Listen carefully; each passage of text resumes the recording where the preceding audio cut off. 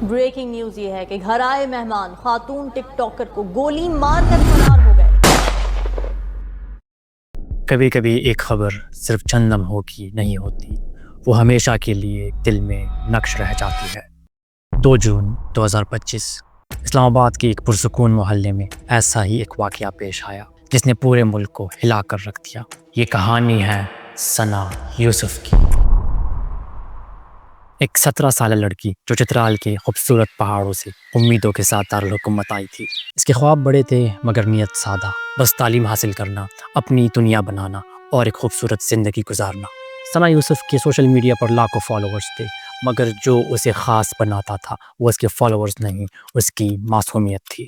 اس کی ویڈیوز میں نہ نفرت تھی نہ دکھاوا، بس وہ مسکراتی تھی اور مسکراہٹ جیسے کسی بھی دن کی تھکن اتار دیتی تھی۔ 29 مئی کو اس نے ہنسی خوشی اپنی سالگرہ منائی۔ کسی نے نہیں سوچا تھا کہ یہ اس کی آخری سالگرہ ہو سکتی ہے۔ صرف 3 دن بعد 2 جون کی شام ایک اجنبی شخص اس کے گھر میں داخل ہوا۔ یہ وہ شخص تھا جو پچھلے کئی ہفتوں سے ثنا کو سوشل میڈیا پر ہراساں کر رہا تھا۔ پولیس کے مطابق اس نے کئی بار ثنا سے ملنے یا بات کرنے کی کوشش کی، مگر ہر بار ثنا نے انکار کر دیا۔ اس دن وہ شخص کئی گھنٹے گھر کے باہر گھات لگائے بیٹھا رہا۔ جیسے ہی ثنا کی والدہ گھر سے باہر گئی، وہ چپکے سے اندر داخل ہوا۔ پہلے تو ثنا حیران رہ گئی۔ ایک اجنبی اس کے کمرے میں، کچھ لمحوں کی بحث ہوئی، شاید اس نے اسے سمجھانے کی کوشش کی کہ چلے جاؤ، مگر وہ لمحہ ایک خوفناک انجام میں بدل گیا۔ اس شخص نے اچانک پستول نکالی اور ثنا پر 2 گولیاں چلائی اور ثنا زمین پر گر گئی۔ اس کے خواب، اس کی مسکراہٹیں سب بکھر گئی۔ پڑوسیوں نے گولیوں کی آواز سنی، پولیس کو اطلاع دی گئی، مگر جب تک مدد پہنچی سب ختم ہو چکا تھا۔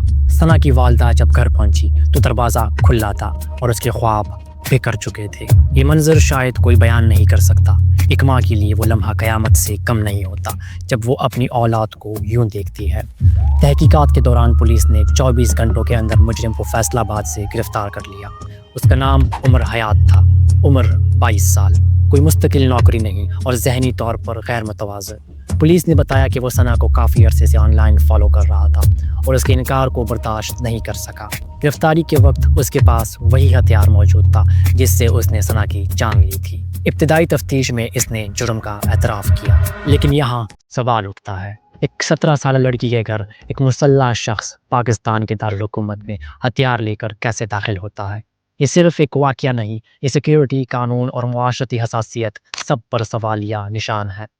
دوسری طرف یہ واقعہ ہمیں ڈغاری جیسے دوسرے کیسز کی بھی یاد دلاتا ہے، جہاں ایک اور لڑکی اپنی مرضی سے زندگی گزارنے کی کوشش میں جان سے گئی۔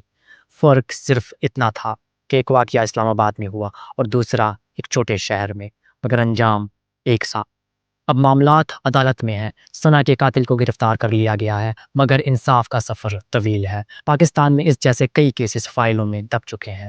لوگ کچھ دن شور مچاتے ہیں، پھر اگلی خبر سن کر سب بھلا دیتے ہیں، مگر ثنا یوسف کوئی عام نام نہیں، یہ ایک علامت ہے، ایک ایسی نسل کی جو خود کو محفوظ سمجھتی ہے مگر اب ڈری ہوئی ہے۔ اس کیس نے صرف ایک خاندان کو نہیں، ایک پورے معاشرے کے ضمیر کو جھنجھوڑ دیا ہے۔ یہ یاد دہانی ہے کہ جب ایک لڑکی نہ کہتی ہے تو وہ کسی پر ظلم نہیں کرتی، بس اپنے حق کا اظہار کرتی ہے۔ ثنا کی موت ایک سانحہ ہے، لیکن شاید یہ وہ لمحہ بھی ہے جب ہمیں رک کر سوچنا ہوگا، ہم اپنی بیٹیوں کو کتنا محفوظ دیکھنا چاہتے ہیں۔ ثنا یوسف اب نہیں رہی، مگر اس کی یاد ہر اس لڑکی کے دل میں زندہ ہے جو خواب دیکھنے کی ہمت رکھتی ہے۔